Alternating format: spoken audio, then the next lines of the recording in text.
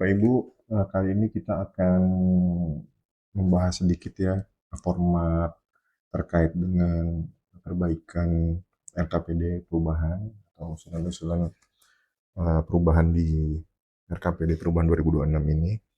Nah, ini dia Bapak Ibu, eh, kertas kerjanya atau formatnya seperti ini ya.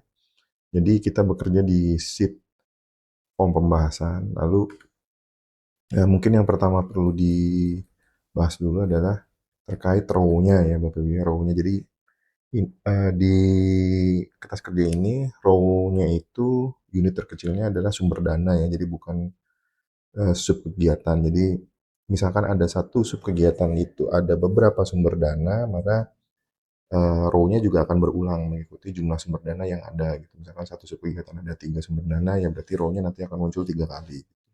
Nah, di sumber dana ini nanti row-nya akan diurutkan berdasarkan yang paling atas, nanti nomor urut 1, 2, dan seterusnya ya, ke bawahnya gitu. Jadi nanti ketika pembahasan Bapak Ibu, kalau pembahasannya itu masih di level subkegiatan, maka lebih baik diperiksa juga di sini nomor urutnya harus nomor urut 1. Jadi ketika pembahasannya hanya di level subkegiatan, mungkin kalau mau lebih gampang ya eh, yang dipilih hanya nomor urut 1 saja gitu. Tapi ketika pembahasannya sudah sampai di level sumber dana, ini bisa dibuka lagi gitu, Bapak Ibu. Itu terkait dengan row-nya. Jadi ada nomor urutnya di sini yang perlu juga diperhatikan. Nomor urut ini berarti memang dia adalah urutan teratas sumber dana di dalam subkegiatan itu. Ketika dia 1, ya berarti ini yang subkegiatan itu, ini pembahasannya di situ. Tapi kalau ada nomor urut 2 gitu berarti ada sumber dana lain selanjutnya di dalam subkegiatan tersebut. Kayak gini ya, Bapak Ibu, contohnya. Kurang lebih gitu. Nah, selanjutnya mungkin kita perlu pelajari kolom-kolomnya ya Bapak Ibu. Pertama, ini yang paling sebelah kiri ada 4 warna, judul kolomnya warnanya biru. Ini adalah unit dan subunit dari datanya, kolom unit dan subunit. Jadi ini gunanya untuk memfilter atau memilih subunit atau unit yang ingin dibahas. Lalu sebelah kanannya ada yang hijau. Ini ada program. Nah, di sini Bapak Ibu ada kode, ada uraian program, dan ada indikatornya. Nah, di indikatornya ini juga kalau Bapak Ibu indikatornya lebih dari 1, dia akan menumpuk dalam satu sel. Nah, dia dipisahkan dengan tanda garis tegak ya. Garis tegak kayak gini nih Bapak Ibu. Gitu. Jadi ini adalah pemisah antar indikator. Jadi di sininya, di targetnya juga sama. Ada pemisah-pemisahnya. Jadi misalkan indikator yang pertama kali muncul tingkat partisipasi negara usia 7-19 tahun ini targetnya 100%. Lalu setelah itu ada rata-rata kemampuan numerasi SD, itu targetnya 59,8%. Nah, itu cara ngebacanya seperti itu, Bapak Ibu. Dan ini informasi aja ya. Jadi gitu, nanti Bapak Ibu bisa menentukan target-targetnya berdasarkan apakah sesuai dengan indikator program yang ingin dicapai. Selanjutnya yang warna ungu ini adalah kegiatan. Nah, ini tidak perlu saya bahas lebih. Ini juga polanya sama ya, kalau ada lebih dari 1 berarti ada garis tegaknya gitu untuk memisahkan antara indikator. Lalu ada lagi, nah ini nama kegiatan ya. Nama kegiatan, kode K ini kegiatan. Target K ini ada kegiatan. Yang warna biru, ini kita sudah sampai di subkegiatan. Di sini ada nama subkegiatan, tolak ukur. Nah, tolak ukur ini adalah tolak ukur yang ada di Permendagri 86. Nah, di sini Bapak Ibu nggak perlu ngutak-atik tolak ukurnya. Di sini mungkin yang akan perlu dibahas adalah target kinerjanya. Nah, target kinerjanya ini pembahasannya di kolom-kolom yang seperti ini ya, yang teksnya judulnya itu warnanya putih. Bawahnya ini warnanya abu-abu. Nah, ini yang bisa Bapak Ibu edit. Kalau untuk sel-sel lain kayak gini itu tidak bisa diedit ya Bapak Ibu. Itu tidak bisa diedit. Jadi yang bisa diedit ada hanya ini aja. Misalkan ini tadi ada target pembahasan kegiatannya, ini di sini dengan karena ini pagunya berapa ya? Pagunya 0. Jadi makanya di sini targetnya juga kosong. Jadi, nah yang mungkin agak menarik adalah di sini ada target SIPD dan ada target SAKIP dan ada realisasinya. Nah contoh ini contoh subkegiatan ini ya, ini nomor urut 1 ya Bapak Ibu. Saya matikan aja. Kita bahas subkegiatan dulu. Ini nomor urut 1. Di SIPD Bapak Ibu menuangkannya ini nih yang subkegiatan ini pembangunan sarana fasilitas sekolah. Ini ada di program pengelolaan pendidikan ya. Ini Bapak Ibu menuangkan di SIPD-nya ada 8 unit ya, ini satuannya. Tapi di SAKIP ada 12 unit. Nah, ini kita perlu Bapak Ibu perlu tentukan ini yang benar yang mana, 8 atau 12. Nanti hasil pembahasan itu ditaruh di sini. Untuk mengetahui penjabaran dari suatu kegiatan ini, Bapak Ibu bisa geser ke kanan. Di sini ada sub outputnya.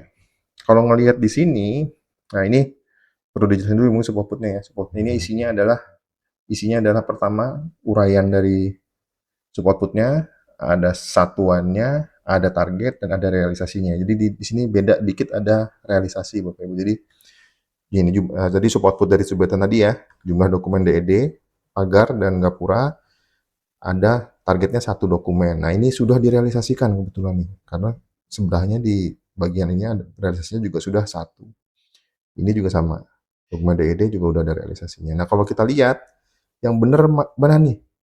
8 atau 12. Kalau kita lihat ini ada 1, 2 ya, Bapak Ibu ya. Ada DED 1, DED 2, ini lalu pagar ada 5, berarti ada 7 ditambah toilet lagi 7. Jadi kalau kita melihat ini sebenarnya ada 14 gitu. Tapi di sini targetnya ada 12. Mungkin Bapak Ibu ya, kalau ngelihat ini mungkin DED-nya nggak dihitung. Jadi yang dihitung adalah unitnya 5 sama 7. Jadi ada 12. Jadi targetnya ada 12. Jadi kalau ngelihat ini yang benar adalah targetnya 12. Kalau memang DED-nya ikut dihitung dalam dalam sub output, ya baiknya di sini tulisnya targetnya jadi 14 ya. Di sini bisa diganti 14. Tapi kalau di sini DED-nya memang tidak dihitung ya berarti di sini 12. Itu tergantung nanti Bapak Ibu persepsinya gimana terhadap sub output ini ya. Dan kalau mau bisa diukur sebenarnya DED ini terukur sebagai ini ya, sebagai nanti terhitung ke realisasi di sini ya ini baiknya 14 targetnya. Gitu. Jadi kalau ngelihat ini udah ada realisasi di DED 2, memang di sini realisasinya belum ditaruh. Jadi memang 12 ini realisasinya dari 5 dan 7. Jadi kita bisa lihat di sini. Kalau ngelihat ini berarti yang harus dituang target sub kegiatannya yang harus dituangkan adalah 12. Gitu. Jadi kalau ngelihat ini tidak ada perubahan ya, ini tetap begini gitu. Di sini kalau ini Bapak Ibu misalkan nanti ada pengurangan target dan segala macamnya di sub output, Bapak Ibu bisa lakukan pengeditan di sebelahnya di sini. Tapi perlu diperhatikan, jadi yang diubah adalah yang bagian target-target ini ya. Ini di target, ini kan sebelahnya target, ininya realisasi gitu ya. Jadi yang ini adalah target, yang ini adalah realisasi. Jadi yang diganti adalah target-targetnya. Gitu. Kalau memang perlu ditambahkan indikator baru, mau menambahkan sub output baru, Bapak Ibu bisa tambahkan lagi tanda begini dengan format yang sama ya. Masukkan uraiannya. Ini jumlah apa gitu kan. Lalu satuannya, misalkan dokumen gitu. Lalu masukkan targetnya. Gitu. Realisasinya 0. Nah, kurang lebih kayak gini. Nanti masukkan format yang seperti ini. Untuk di pengeditan ini saya kembalikan lagi supaya sama. Gitu. Lalu ada lagi setelah tadi target sub kegiatan ada target sub output ya di sini. Lalu ada pokoknya pengeditan pembahasan itu dilakukan di kolom-kolom yang teksnya warnanya putih. Bapak Ibu ya. Gitu. Lalu ini lalu ada taggingnya. Gitu. Ini tagging ini mengikuti pola sub output. Di sini ada 1, 2, 3, 4, ada 4 sub output. Di sini ada 4 tagging.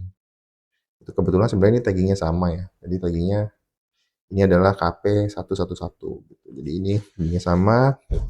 mengikuti pola sub output. Kalau memang ada perubahan, misalkan ada sub output lain, tambahin terus ini polanya sama. Nanti tinggal ditambahkan narasi dari ini kalau ini KP ya, narasi dari KP-nya. Nah, baru setelah kita bicara bagaimana sub output dan segala macamnya, baru kita bicara pagunya. Gitu. Yang bisa dilakukan di sini adalah Bapak Ibu ya, ya Bapak Ibu bisa menggeser pagu dari satu sub output ke sub output lain. Contoh, ini ada dua sub kegiatan ya, saya coba pakai aja dua sub kegiatan ini, satu perpustakaan, satu sarpras utilitas. Misalkan Bapak Ibu menambahkan di sini 1 juta atau 10 juta ya. Ini, nah ini di atas ada tanda kontrol ya. Nah ini harus 0 karena ini bentuknya menggeser. Berarti yang di bawah adalah minus 10 juta. Jadi ini harus balance. Jadi nanti pagunya yang ini pagunya menjadi 260, yang ini pagunya menjadi 1790. Gitu. Ini pagunya tidak boleh ada yang berubah secara total ini ya, Bapak Ibu. Gitu. Lalu bagaimana kalau lebih dari satu? Nah misalkan di sini Bapak Ibu ternyata di sini minus 10 di sini, 10 juta diambil dari sini itu 5 juta di sini, 5 juta laginya di sini. Itu juga nggak masalah ya, nggak masalah. Gitu. Nah, mungkin kayak gitu juga boleh ya Bapak Ibu. Jadi kembali lagi nanti bagaimana tergantung Bapak Ibu gimana ngerjainnya. Gitu. Nah, kembali lagi di sini ada yang perlu diperhatikan yang lain adalah di sini ada yang warnanya merah Bapak Ibu ya.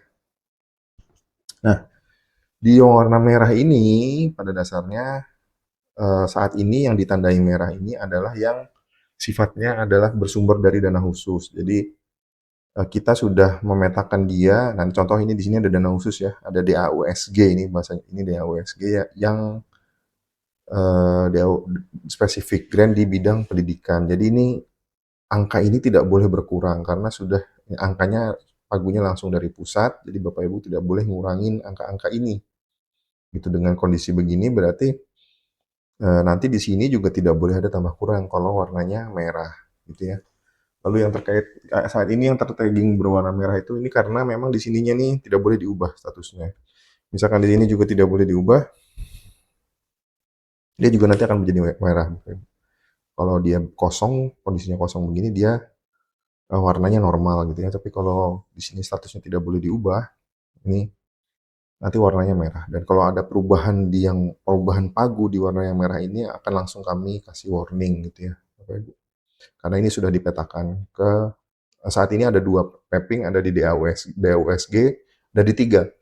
DAUSG spesifik grant, lalu ada dark, lalu ada juga blood, ada juga blood atau kapitasi ya.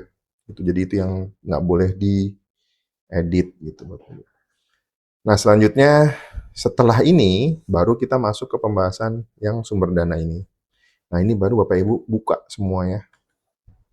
Gitu. Nah, di sini baru kelihatan ketika ada sumber dana yang memang perlu di utak-atik. Jadi ketika Bapak Ibu ngurangin di sini, misalkan ini ya, ini kita kurangi 10 juta misalkan. Di sininya 10 juta. Di sininya juga harus dikurangi 10 juta. Itu jadi secara nanti supaya nanti tetap sama ya total pagunya di subkegiatan tersebut itu sama. Jadi dikurangi harus 10 juta. Nah, Bapak Ibu bisa lihat ini sumber dananya apa. Ketika dia PAD berarti memang masih bisa dipindahkan. Tapi kalau yang tadi merah-merah ini tidak bisa dipindahkan. Ada juga mungkin yang nanti warnanya merah tapi PAD gitu ya. Itu karena kita mewarnai berdasarkan subkegiatan kayak di gaji itu pasti harus digeser. Nah, cuman dalam gaji itu ada beberapa sumber dana yang nggak boleh diubah gitu ya. Jadi itu yang perlu diperhatikan. Jadi walaupun merah ada juga yang masih ditolerir untuk bisa diubah gitu. Nah, selanjutnya ini tadi sumber dana. Sekali lagi kolom yang nanti Bapak Ibu bisa edit tuh hanya yang warnanya abu-abu ini, Bapak Ibu. Nih, kalau yang ini tidak bisa diedit gitu. Jadi kita membatasi pengeditan di area-area yang memang bisa diedit aja Bapak Ibu. Itu jadi dan ini pun pengisiannya secara otomatis. Misalkan ini pendidikan penggunanya. Nah, tadi kan penggunaannya dibilang. Nah, ini kita langsung bisa lihat list-list sumber dana yang memang dipakai di sini gitu. Itu. Nah, selanjutnya setelah sumber dana, Bapak Ibu masuk ke di sini prioritas. Kalau memang masih ada yang kosong atau salah, Bapak Ibu ya, itu silakan diperbaiki. Nah, contoh ini peningkatan kualitas infrastruktur pendidikan. Jadi nanti intinya Bapak Ibu mengisi sesuai dengan drop down list yang muncul di sini, gitu ya Bapak Ibu. Nah, lalu kalau ada pembahasan yang perlu dicantumkan secara lebih detail, bisa ditaruh di kolom keterangan. Nah, di sini juga kami ngasih area kontrol, Bapak Ibu. Nah, ketika ada perubahan sumber dana atau perubahan sumber dana, ketika ada perubahan pengisian tadi di kolom-kolom yang kami tandai putih tadi, itu nanti ketika ada perubahan ini akan berubah jadi satu. Jadi contoh ini kenapa indikator subkegiatannya ini udah satu ya, sedangkan padahal belum diubah. Nah, karena di antara SIPD dengan SAKIP itu beda Bapak Ibu di sini. Oh, lihat. Nah, jadi kita pembandingnya ke SIPD. Jadi nanti memang Bapak Ibu perlu melakukan perbaikan ini. Jadi ketika memang yang disepakati ada 12, jadi ada perubahan dari 8 ke 12. Jadi Bapak Ibu di sininya di kontrolnya ini otomatis dia berubah. Nah, jadi di sini kita bisa lihat ya Bapak Ibu, kalau Bapak Ibu hanya melakukan perubahan di pagu, ya ini jumlah kontrolnya nanti sedikit. Gitu. Patokan kami itu minimal ketika Bapak Ibu melakukan perubahan itu minimal pagu, subkegiatan, dan sub output itu minimal 3 itu berubah. Kalau ininya masih di bawah 3, itu jadi pertanyaan justru ya. Kecuali perubahannya hanya di level, kalau ininya hanya satu, karena ada perubahan di sini. Dan di indikator subkegiatan. Jadi nanti kami bisa kontrol juga di sini. Jadi kami bisa cross check mana yang melakukan perubahan pagu, tapi yang lain tidak dilakukan tidak diedit gitu ya. Karena kami juga sering mendapat pertanyaan, kenapa pagu berubah tapi target kinerjanya nggak berubah gitu. Jadi itu nanti perlu diperhatikan Bapak Ibu. Tuh. Lalu bagaimana kalau Bapak Ibu menggeser ke subkegiatan baru? Nah, untuk subkegiatan baru, Bapak Ibu tidak perlu menginsert baru. Jadi Bapak Ibu mengisikannya di bawah-bawah ini Bapak Ibu, di ruang kosong yang ada di bawah. Jadi ketika Bapak Ibu melakukan pergeseran, misalkan ini ya, nah ini kita kurangi 2 juta. Itu kita masukkan ke subkegiatan baru. Subkegiatan barunya yang bawah ini ya. Karena ini punya cash bank ya. Punya cash bank, kita isikan. Nah, Bapak Ibu berarti tinggal mengisikan sini. Masukkan OPD-nya. Kalau Bapak Ibu mengisikan di luar dari data ini, maka dia akan nolak ya Bapak Ibu. Misalkan kesalahan gitu ya, dia nggak bisa diisi dengan karakter yang tidak sesuai dengan data yang ada di sini. Jadi kalau kita mau ngisi kesatuan, mau isi cash bank, ya kita tinggal pilih kesatuan bangsa. Di sininya langsung muncul OPD-nya semua. Nah, contoh. Nah, ini lalu kita bisa isikan, setelah ini Bapak Ibu nggak perlu kemana-mana, langsung cari kode subkegiatannya di sini. Nah, untuk ngecek subkegiatan yang mau Bapak Ibu masukkan di sini, misalkan ya, Bapak Ibu pengen geser ini ke penyediaan. Itu Bapak Ibu tinggal cari di sini subkegiatannya. Kita cari lagi, kita cari penyediaan. Misalkan kita, karena banyak ya, saya mau nyari penyediaan peralatan. Nah, misalkan penyediaan peralatan rumah tangga gitu ya, perlengkapan kantor. Nah, Bapak Ibu ngambilnya adalah di sini kodenya. Nanti saya tandain deh ya, warnain di sini. Nah, misalkan penyediaan peralatan kantor, saya copy ininya, lalu saya taruh di kode ini yang abu-abu. Nah, ini langsung otomatis nama subkegiatan dan segala macam nanti terisi ya. Untuk yang indikator kegiatan dan targetnya ini tidak perlu diisi Bapak Ibu. Jadi langsung Bapak Ibu dari sini langsung ngisi di sini targetnya. Targetnya misalkan berapa gitu. 10 paket. Nah, itu misalkan gitu. Atau 2 paket kayak gitu. Lalu isi ini kelompok saran silahkan diisi sesuai dengan ininya. Lalu isikan sub outputnya misalkan dengan format yang sama ya Bapak Ibu ya. Cuma peralatan dan peralat jumlah langsung aja ya jumlah AC yang disediakan misalkan kayak gitu ya, lalu pilih ini unit satuannya ya, lalu targetnya misalkan 1, 2 ya, 2 misalkan realisasinya. Nah isinya begitu Bapak. Itu lalu taggingnya kalau memang ada tagging di sini prioritas daerah atau apa silahkan diisi, tapi kalau nggak perlu diisi ya Bapak ya. Gitu. Pagunya udah dimasukkan tadi 2 juta gitu. Nah, ini 2 juta ini Bapak Ibu perlu masukkan sumber dananya apa? Misalkan PAD, pendapatan asli daerah kita isikan. Nah, di sini 2 jutanya udah terisi juga dari sana. Otomatis untuk kegiatan baru. Kurang lebih kayak gitu Bapak Ibu. Lalu di sini prioritasnya itu perlu diisikan. Misalkan dia apa namanya?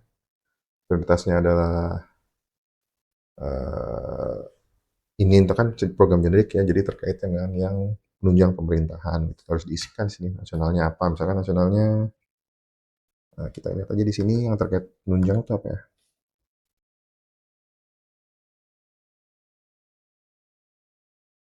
Nah ini dia, ini prioritasnya untuk yang penunjang, lalu yang di provinsi adalah ini.